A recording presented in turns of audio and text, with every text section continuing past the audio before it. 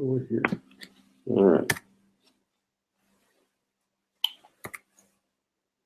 So Gmail is Google's version of email, and it's just their application that they've built, their email service that they've provided to everybody for free. Google, as everybody knows, is the great big search engine, but they're mainly a big advertising company because everything you search for is what they use that information to sell you products, services, whatever. Gmail this is how it would lay out. If you go to their, to a web browser and you open your Gmail, you're going to see your inbox looking something like this. And if we kind of look at this inbox, we can see that we have some of the messages are not bold, some are bold, so some have some stars next to them, some have little yellow boxes next to them. You can see there's some tabs, primary, social, promotions, and then over on the left you have compose and inbox, folders down the side, shared, important, sent. Just whenever you open it up, just some things that you need to pay attention to is top line there where it says neighborhood nerd support request isn't bolded. That means that message has already been read. If it's bold, it hasn't been read, it's unread. If it has a star next to it, you've marked it as a favorite or it's important to you somehow. If you keep clicking on those stars, it will cycle through different stars, which you can configure inside of Gmail. So you can make them different colors. That's not good. You can also, and then the little badge there that's beside it that's yellow, that's kind of pointing toward the message, a little box, that is telling you that that is an important message. Either you've marked it as important by clicking on that box and turning it yellow, or the system has marked it as important because it's seen you receive those messages and read them over and over, and some reason it decides those are urgent for you. And Gmail just does that on its own. Okay, I have Gmail. I don't have that. Mine's not set up that way. But maybe because I have that at the top. I mean, do you have to tell Gmail that you want that? You can configure, like when you say, Martha, that it doesn't, that it's not like that, it doesn't look like this at all. No, it doesn't. I mean, I get the main thing in a little bit of the message, but I don't have any of the boxes and the stars. I have Those this, that might be something you can configure and turn off. By default, though, I just let this one load by default, and it had the. Interesting. Now, do you look at your mail through a browser, Google Chrome or Safari or something like that? Open a mail client like Outlook or. I open it straight up. That's what I do too. Through, I guess it's just through the Apple. I have Gmail. Okay. I Does am a yours have Gmail Gmail person. down below? Like it has mail and then has all these things, and then it has all mail or under Gmail it'll have all mail. Now It's Gmail. that's part of your mail app. So you're running, if you open mail, the mail application that's in Apple in the computer, or you open Outlook, then you're going to see different services that you use for mail. Like you'll see Gmail, you'll see Comcast, you'll see Hotmail, all of those different mail services that you use over to the left. Here, it was only showing just the folders for this one account that I'm logged in as, just for lr9-nerd.com. So, and this is only looking at the browser. This isn't looking at a mail client like Outlook or Mail or Thunderbird or any of those. If you say only looking at the browser, does that mean just looking at, like for us, just mail? It's just like if you would open up and go to Amazon, or you opened it up and went to target.com, your browser, this is just going to Google and in your browser. Mine's Outlook. Okay. Yeah, so Outlook is a client, just like Mail is a client on the Mac, where it it has its own look and feel all the time, and it is just talking to Gmail Okay, to bring the messages to it. So I'm really using Gmail. It's just that I'm looking at it through Yes. Apple. Exactly. That's right. You're using the mail client of Apple to look at your Gmail account. Okay. Is Uh, that a bad thing to do? no, Easier to just- that's a good thing to do. Like if you want to create messages offline, you want to have folders offline where you store stuff that's not synced to Google. That's a good way to do it. The beauty of doing the browser is no matter where you log in, like if I go across the church and log into my account right now, it'll look exactly like this. If I'm on a computer at the library, it'll look exactly like this. All I have to do is log in Is through the browser. And the browser is The browser is Chrome, Safari, Internet Explorer. Those are browsers. They're just portals into the web, into the internet. Well, when children come over, they get on my computer and they say, and they all have Macs just like mine. They say, what if you turn on your computer? It doesn't look like ours. And they start doing things and then it doesn't look like mine. That's right. So, you know. They could have a newer version. And Mac changes quite a bit. The operating, well, Windows does too now. You know, Windows to Windows 7 to Windows 8. Windows 8 doesn't look anything like any of the previous versions. It can be confusing to go look at one versus the other. Now so here's the bold ones. They're the unread messages. The ones that aren't bold or have been read or opened previously. You can also see that we have a number here on this message between Tommy and Jennifer. That tells us that there's there's a conversation and a response inside there. There's two messages joined together in that. And then you have tabs across the top, primary, social, and promotions. By default, that's what Google does now, and it moves the messages into those tabs for you. So it says, this is something from Facebook, from Twitter, from Google+, and it puts it in social. And promotions, it says this is an advertisement from somebody. It groups those over there. It's just trying to help you keep your message box looking clean. Now, this is the message that we were just looking at that had 2 on it. So you can see the original message from Tommy at the top 21 hours ago, and then the response from Jennifer 9 hours ago. And those 2 messages are right now connected in what Google calls a thread or a conversation. They label them as conversations. If you have conversations turned on, it will keep all the messages together that are responses to each other instead of breaking them up based on the actual time that they're created. Because there's probably several messages that came into my inbox between Tommy's message 21 hours ago and Jennifer's message 9 hours ago, but they don't show up in between there. If you turn off conversations, that's what it would look like. Jennifer's came in at 11 p.m. last night. 2 other messages came in, and then Tommy's, or actually Tommy's message was first, October 20th. 2 other messages, and then Jennifer's response last night. If you were to turn off conversations, where do you do that?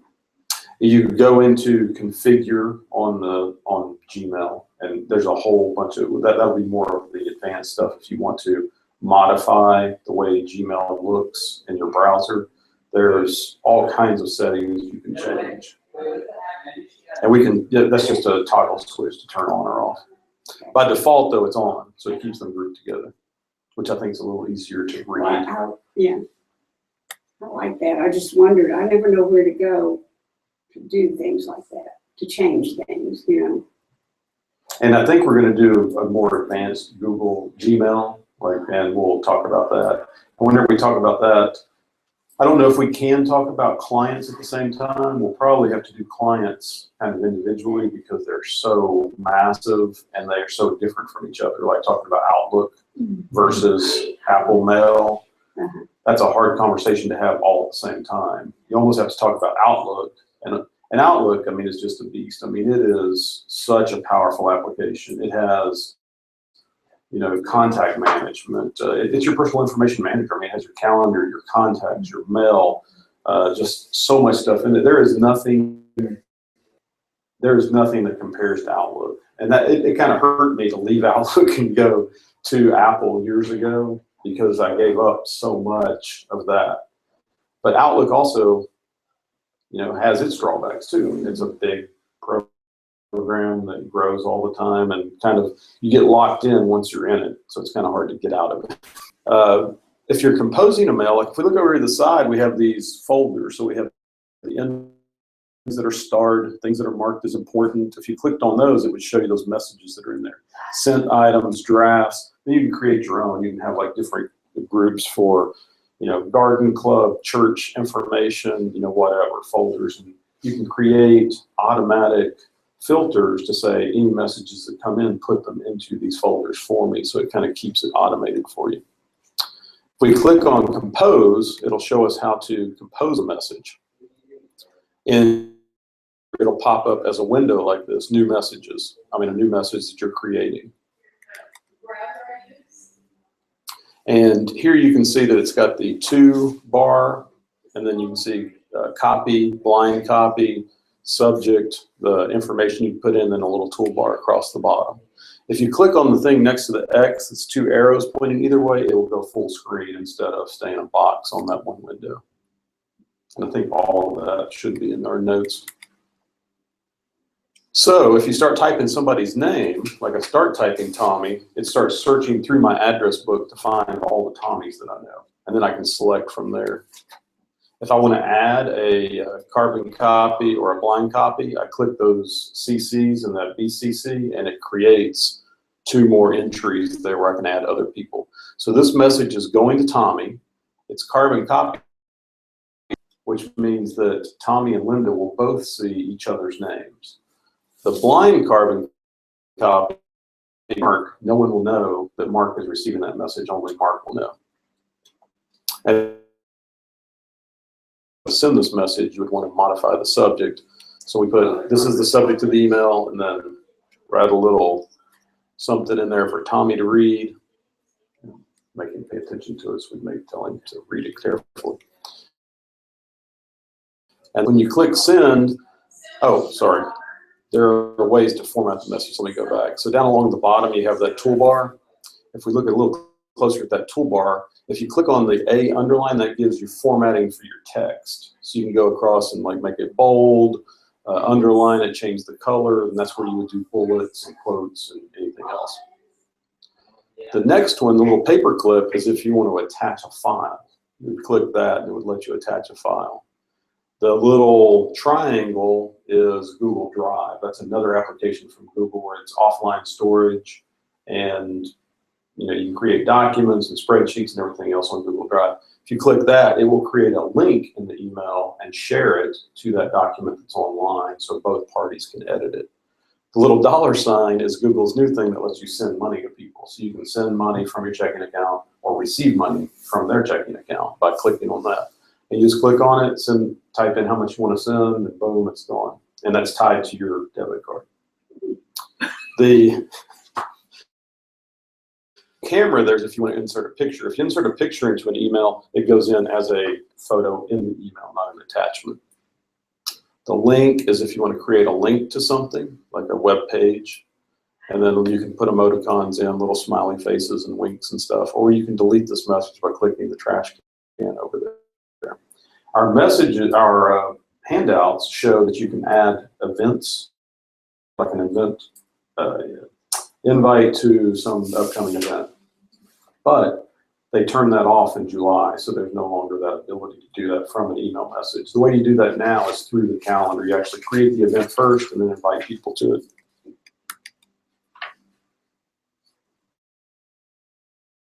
Over here, it says at the top, the little yellow bar, your message has been sent. As soon as you click the send button, it's gone, and it gives you that little feedback at the top. Now, if you want to see your message, you can click that view my message, and it'll pop for you. Now, if we click on the sent items, it will show us all of the items that have been sent. And as you can see there, the message to Tommy, Linda, and Mark, item that we just sent out. And the way Google works is everything is powered by their search engine, the way they do their search engine. So it's actually just doing a query of sent. So it's looking for anything that's in that sent folder. Sent.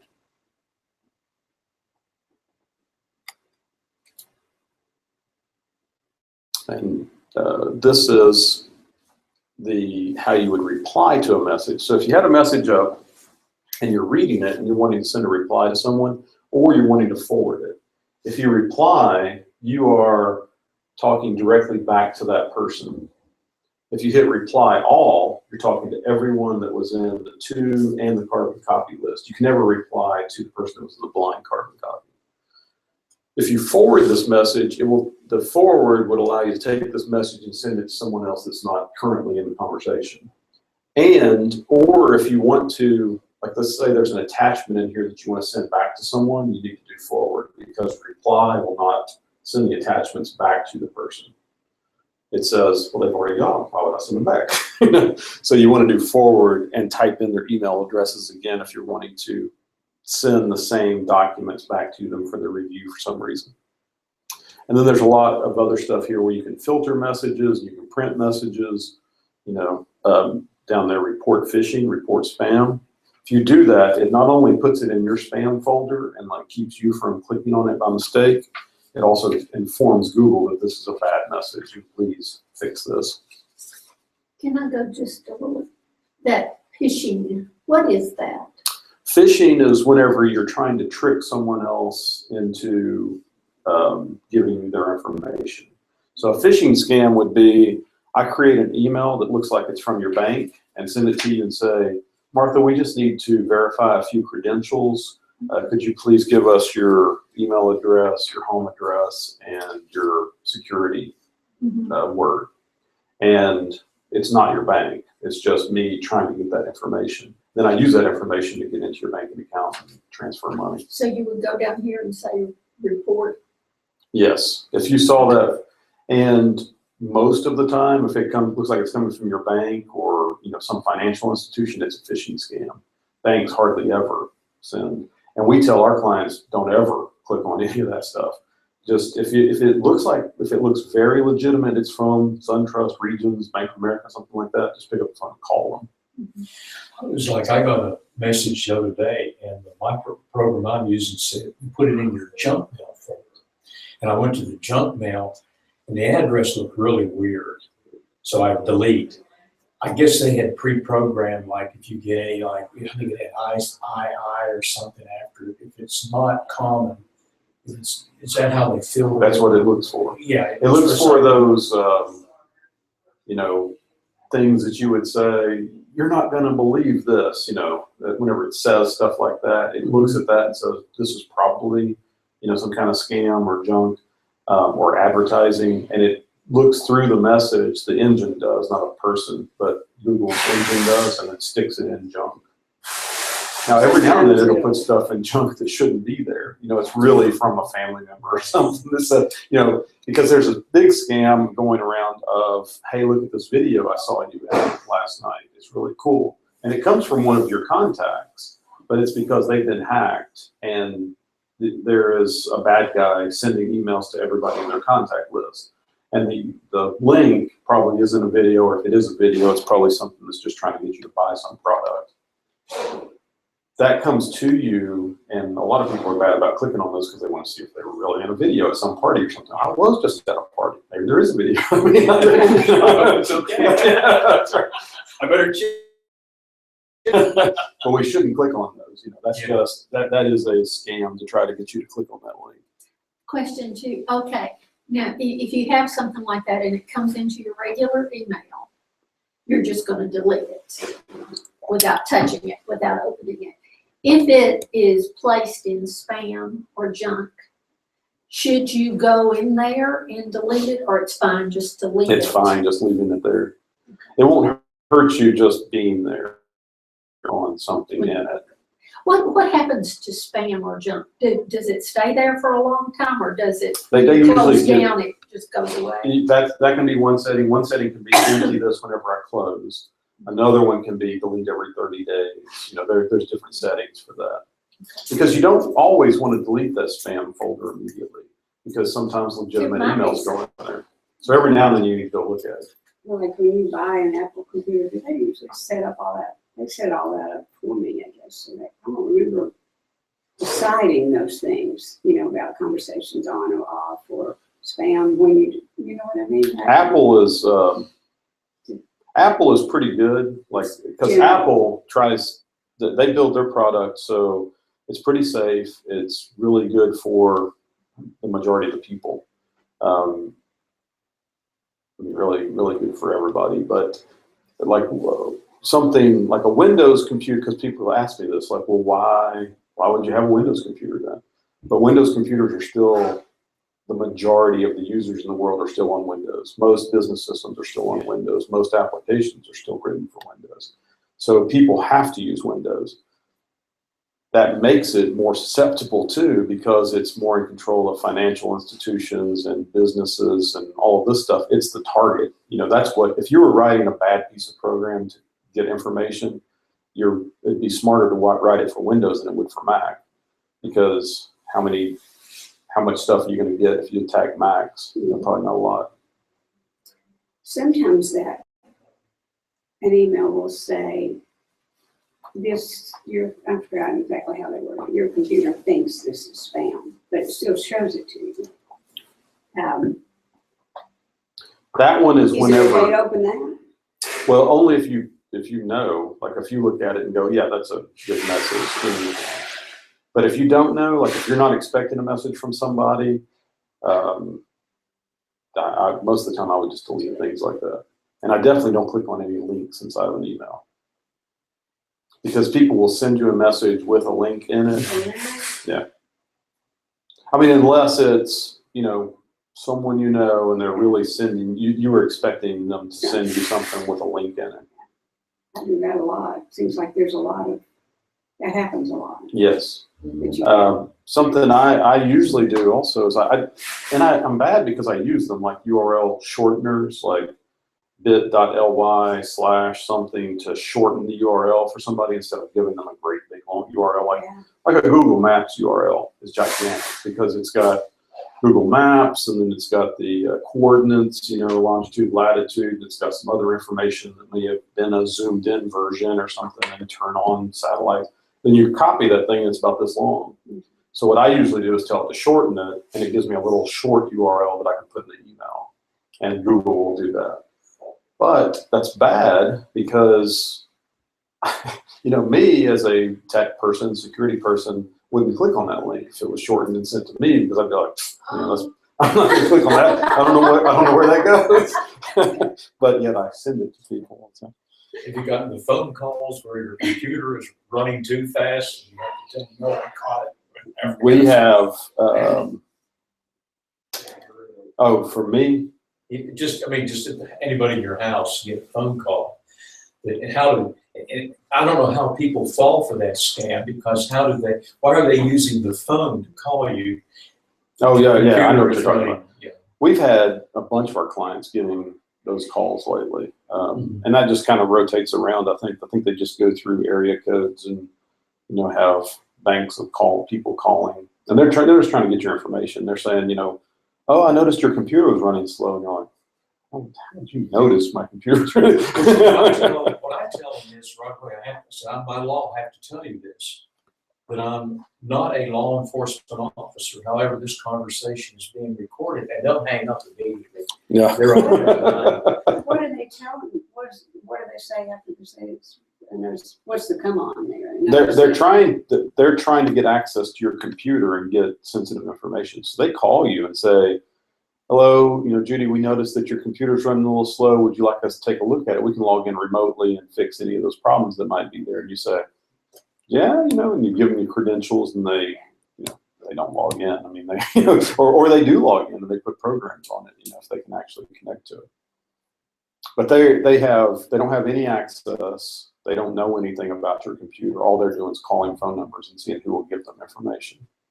And they usually have You know a what? really heavy accent. Yes, they're not from around here. Right. The only way to call for that, they call and say, hey, this is so-and-so at Neighborhood Nerds, and we need to, because you all can log in. I know. But you all would never do that in that way. Right. You would say, I mean, not that you, I mean, you would never call and say, your computer running too fast or something like that. I mean, you would never We call don't and ask do to get it. unsolicited, yeah. It would be us asking Right. you to get it. Yeah, it's always instigated from the client saying, hey, can you log in and look at this? Should we leave, you know, once you all have come into our computer and been able to run it, then that's left on the computer? Log me in. Should we leave that? We have, the majority of our clients just leave it running, and it's a pretty secure system. It requires us to have that connection and that permission to connect to it. Somebody else could get into it potentially, but it's as secure as any other connection you have. So even if you turn it off, you're still just as susceptible to some bad guy trying to get in. Okay. But we do have about 5 clients that won't leave it running. They just shut it down. And it doesn't, I mean, there's no problem with that. You can You just, turn it on again. yeah, when you just call. turn it on again when you call. Yeah, you can just right click on it and say shut and exit. It'll cut off. And it doesn't do anything to us because we don't connect to it until you're on the phone with us anyway and say, hey, can you connect to this? And then we'll say, we can't see your computer. And then you turn it back on, boom, and we connect. So it doesn't hurt anything either way. Either way. Whatever makes you feel more comfortable there. That's so helpful. It's such a helpful teaching tool to be on the computer with you. Yes. Oh, yeah. Looking over your What we're shoulder. doing wrong. Yeah. Uh, And it's like there's a few guys, a few nerds that are good at troubleshooting without seeing, but it is so much easier to actually look at the screen and see something because most clients won't tell you stuff because they don't think they're filtering. The client is filtering too, like, well, that's not important, that window that's over there. I'm not going to tell them that window's open. And that's the thing that we needed to know, but the client is only relaying the stuff that they feel is important. And then whenever the guy logs in, he goes, and closes that, and then everything starts working okay. And that's why it's easier. There are a few, though, that can troubleshoot without ever even seeing the screen. They can kind of listen to you. So here you can do replies and forwards and everything else. They're also at the bottom of every message. Whenever you're looking at the browser, it has reply to all, or forward. That last window was if you click on that little reply button, the arrow down, it expands that menu down so you can see all of those things. And that's the same thing. I forget what I was going to say there. Print. So you have the print button up there in the upper right-hand corner. So the little printer, that's this little gray symbol up here. You can click there and it'll just print that message, and it prints it nice and pretty. If you go down in that menu also, there's a print button, so you can print there. When you print Oh, an email, and that was it, I guess. and it shows up blue instead of black, what does that mean? And it's not blue on the screen? Well, maybe blue on, why is it blue on the screen? Why are some things blue sometimes or black sometimes? Oh, that may just be someone else's preferences that they're changing their color whenever they send it to you. They may have blue text. And So it doesn't really mean anything. doesn't mean anything. Now, sometimes a link in a message, depending on how your browser is configured, may be blue. A lot of times it's blue. But if the whole text is blue, that's someone that's decided they like blue and they make their messages blue. Or the black ink is about out. Yeah, that's why I asked if it was on the screen also, because if it's black on the screen and you print it and it's just blue, then it may be running low on black ink. So it's just printing, it's trying to print the message in black, but it can't. Okay. That may be part of my problem right now. Okay. Because it's trying to print something, and it's showing up. The top of the page is showing up black, but then the rest of it's showing up blue. Yeah, it could be. It could That just be means I running out of need ink. Yeah. to change my black cartridge. Yeah. It's certainly worth a try. Yeah, we had, and actually went the other way, and one of our new clients, she called me out and said that she couldn't print, it was like printing blank pages. And she was printing in black, and she needed this document that night for her meeting. And so we were out of black ink is the problem, but I just selected the document, changed it to blue and printed it, and it printed out fine. And she's like, how did it print blue if it wouldn't print black? And I said, well, it has other cartridges in there that it can print. Change it to a couple different. You just select, like, let's see, I can open up something over there. That should be done. Oh my goodness, I got menus over there too. Like pages here.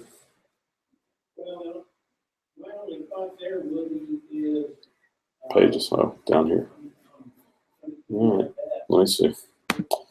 Pages, recent, and let's do security camera system.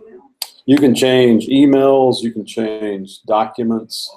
So like this, if I wanted to change that from black to blue. What's the heading you went to? I can't read that at the top. What's that? Oh, this is pages, and this is, yeah. So I don't think I have pages. Do you have to buy pages? I think Pages comes with the Mac now. Whenever you install it. Can't she just go in print? Yeah, under print, would it? If you go into print, the only option you have though is to change it to black and white. You can't say force to print color, I don't think. But you can change from black and, yeah, okay. Yeah, you can change from black and white to color, that's all you can do. Yeah. Now, well, okay, like if you're in this email, Do you change that on the printer or you change it in the computer? In the computer. so let's look at the message. Like if we were just looking at this. Oh, this is my email. We want to see, yeah. Yeah. Let's see. I'm trying to find something now. It's We like won't tell anybody. something. We can't read that from all back here anyway. All right, there. So this is just like some ad that came in, and it's coming to our main account. Yeah, apple@schnurd.com. So this is stuff that we receive to a catch-all kind of account. Now, if I do print, it's going to pop this up and say it'll print this like this. In the browser, I can't change it to say just print black. So I'd have to tell it, and you would see this in the Mac, and I think you'd see the same thing in the Windows print using the system dialog. That little button there tells it to load this document outside of the browser into and use the computer's printing application. So if you click that, it takes it out here. Then you could say default settings, layout, color matching, paper handling, page order. No. There's a way here to tell it that you want to print just using output. So if you change output to black and white, What was it? I had to go to print features for that printer and then told it I just want to print in black and white. Now it would print a black and white document instead of a color document.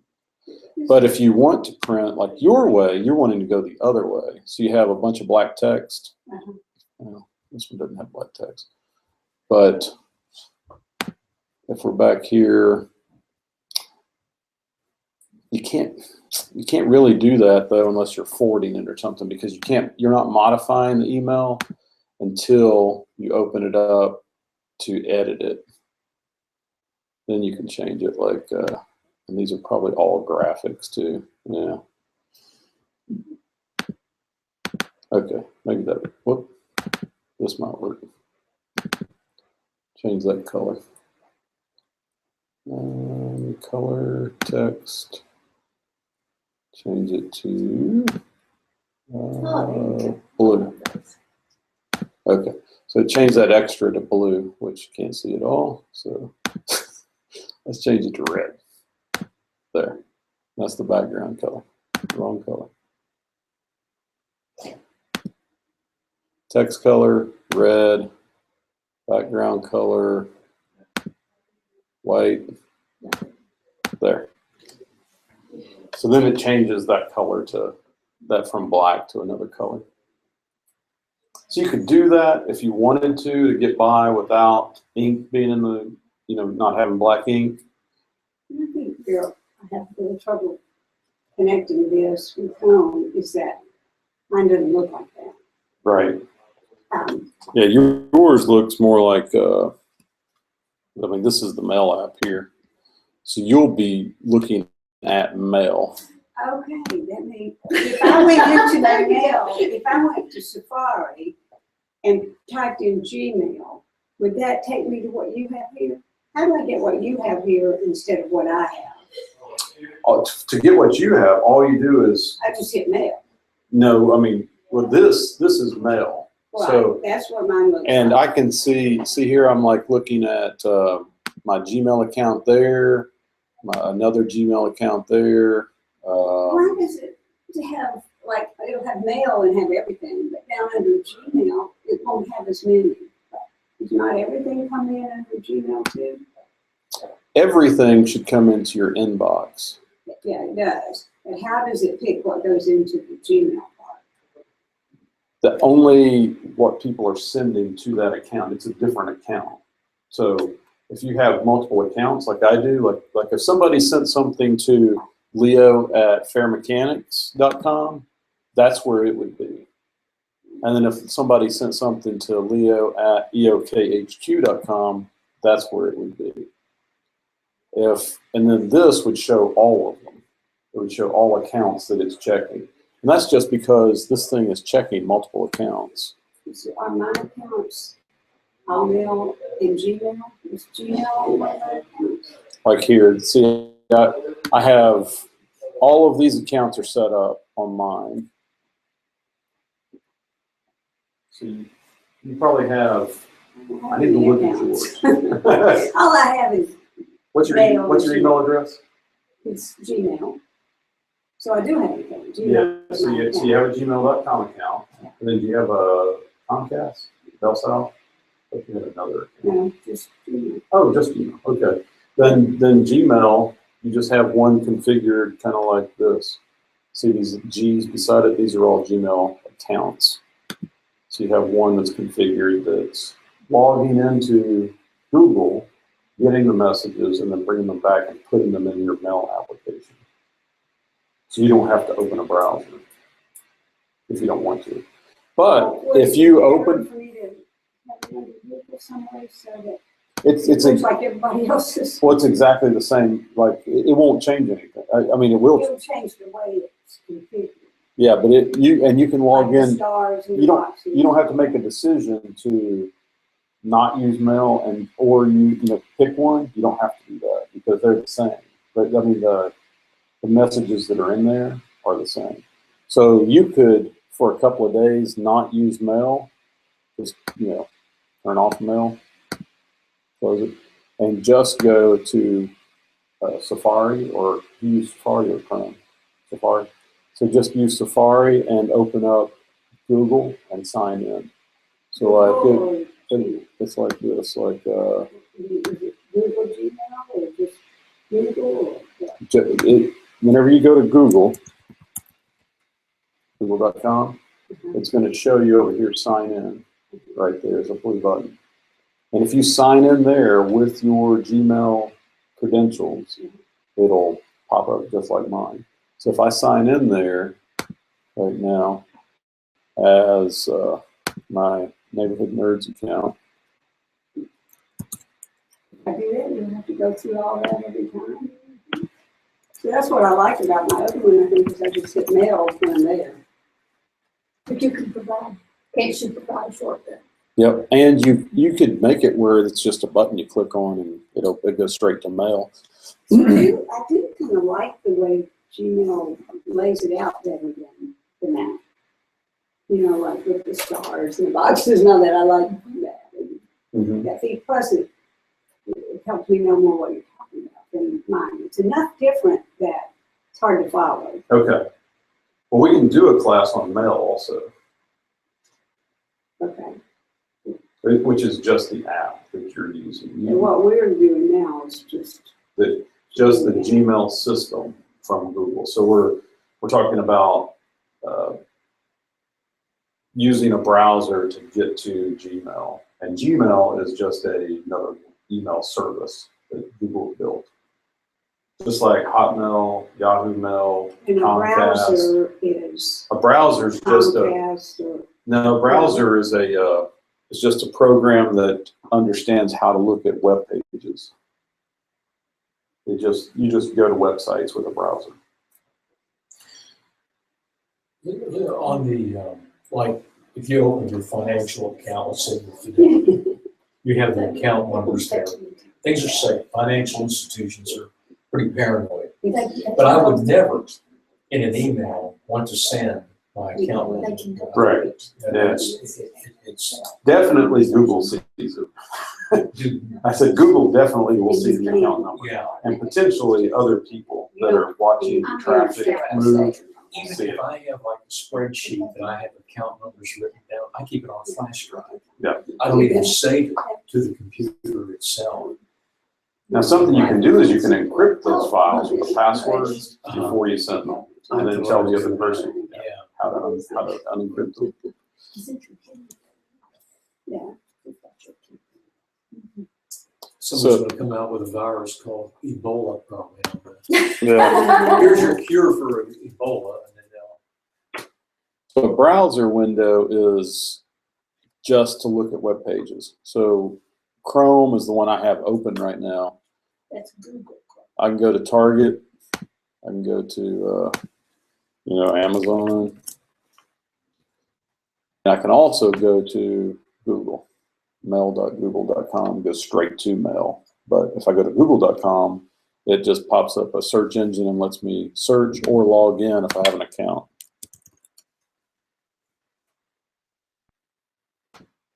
And then it remembers that I'm logged in over here. And these little buttons here tell me other applications that Google provides.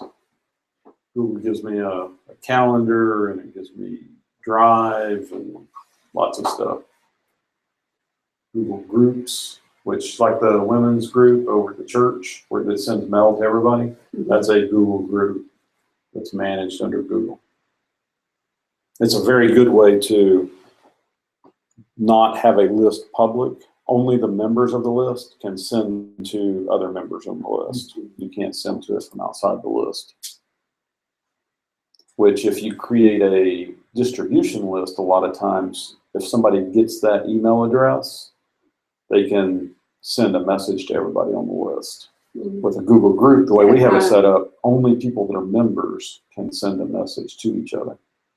Is that why so many people do phone copies when they send a message A good, to everybody? yes, that's good etiquette, is to blind copy everybody, because, a lot of people don't care if everybody sees their email address, but there's a handful of people that don't like that at all, that you've shared their email address with people they may not know. And then the other thing that happens if you carbon copy everyone is if anybody hits reply all, you're like stuck in this conversation of other people having it. Yeah. So if you blind carbon copy, then you don't get that problem.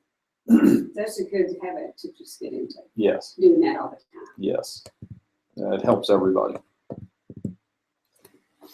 But, to change that, I'm sorry. Excuse me, one second. So if you reply all and you've got things in blind copy, it doesn't reply to. It does not. It won't reply to the people in blind copy. Okay, thank you. And what did you say again? Reply, somebody sends you a group message and you hit reply all. If you've put people in blind copy, sent things to blind copy, It won't send to them. it won't send to them.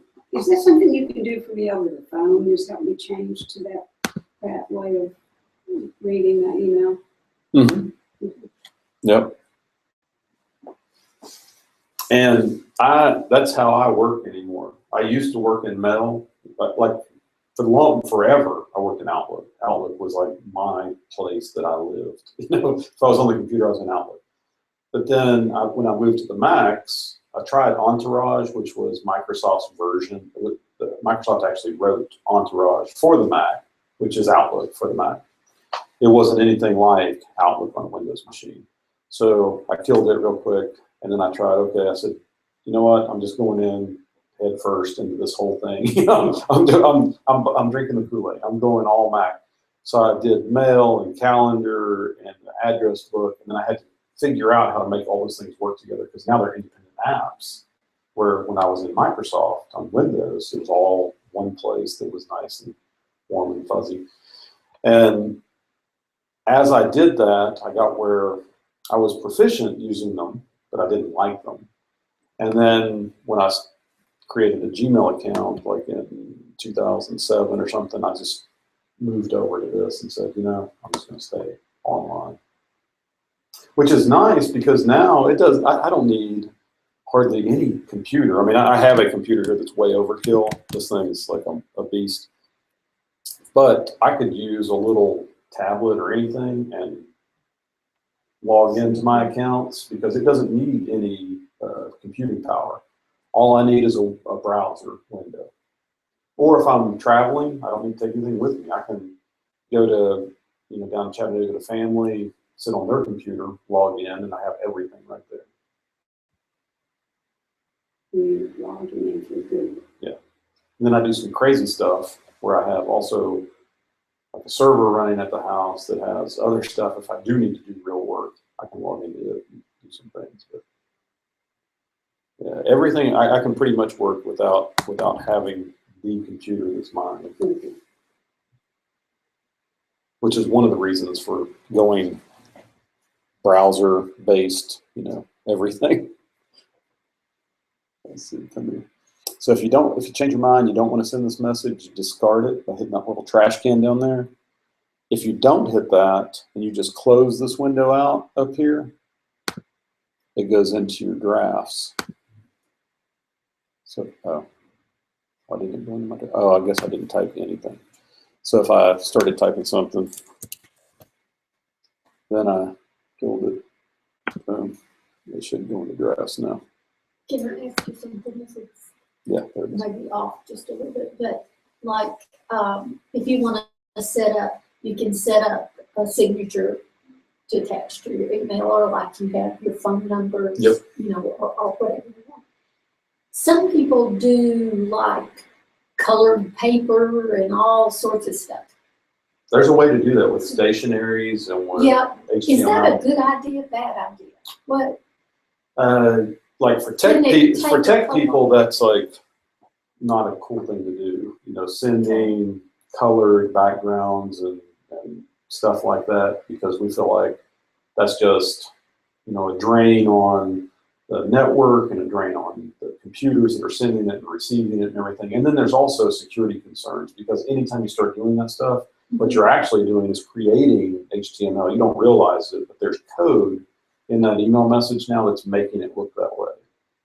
So bad people can put scripts inside that code to do bad things. So not a good idea. Yeah, we don't like that. But I mean, we don't really like fuss it. You know, some people like cool, pretty things. Can you have cool, pretty things to say for what? I mean, is there like a program or something else you know? I Yeah. don't know if that may not even be a good question. Well, no, there is, and there's people that have made whole, like instead of using Gmail, you use another email service, and they have that built into it, and they're more.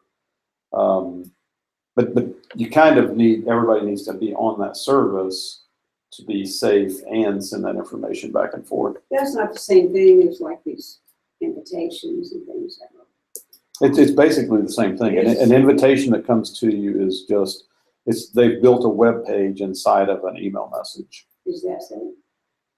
Or is that still? It's still the same kind of thing, but we trust those people because we figure Evite and Hallmark and all of those people are probably safe. So we allow it. Now, most of those, you'll see the little lock with them, just like that, that says that it's a secure, it's secured. You know, the information in there is protected between Hallmark and you, and it's safe. Anytime you have the S on there, the HTTPS, you're safe, Yeah. correct? Yeah, that's a secured connection and if it's a green lock and it's the S, it's saying Google has done all the right stuff. They've registered this security certificate and they're playing by all the right rules and it's encrypted correctly and you're cool. Sometimes you'll see pieces of that don't look right, like it'll be yellow instead of green, or it'll have an X across it, something like that on the lock. And that's saying it's a secured certificate, but they didn't make their payment last time and their security certificate's expired, you know, something like that. But sometimes for those, we kind of look at them and we know, well, that's a secured site, but for some reason, they've screwed up their security certificate. But it's hard for normal people, you know. Normal people, you'd have to look at it and go, I don't know if I'm supposed to go there or not. I mean, it's got an X across it. Mm-hmm. That's about when you need to call us and just say, okay, I'm trying to go to this site. It's got an X across it. What should I do? Where that lock is, if there's an X, Yeah. you don't know. Right. That's a better idea not to go there unless you call us and say, this is where I'm trying to go. Is that okay? Yeah, go ahead. They're just messed up right now. Wow. We got another client. It's a big ocean. I feel like. I tell you, and I'm bad about that because I go down these rabbit holes too. Like because I love like talking about everything, and then it becomes a little overwhelming because then you're hearing much past the browser experience of looking at Gmail to security and the scripts and. Is Safari a browser? Safari's another browser. Okay. No. And Linda did a presentation on browsers, which is on the Google Plus page. So if you're over here and you look at our Plus page, let's see, how do I get to our Plus page? I think we type in Plus.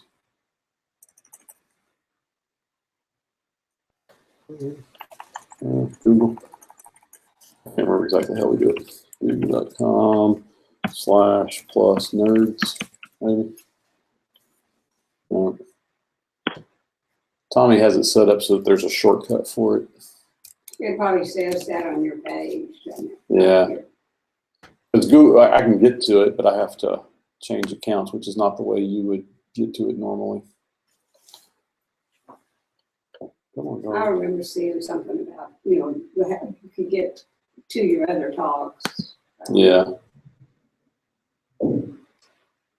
These are just other pages that I manage in groups and stuff. See how long, that's the link to get to it. It's kind of crazy. But if you look under here, there's, like this one's going on right now. We're still running. I forgot to turn it off. And here's the other ones. Linda did one on browsers somewhere. Oh, how to find everything on the World Wide Web. There's a search engine one. I did one here on Google Apps. And this one's on browsers. This one is the Tech Talk on browsers. So it's got some stuff on there about all the different browsers and what it means to be a browser looking at the web. Let me go back and stop this thing. I forgot to do that. Stop the broadcast.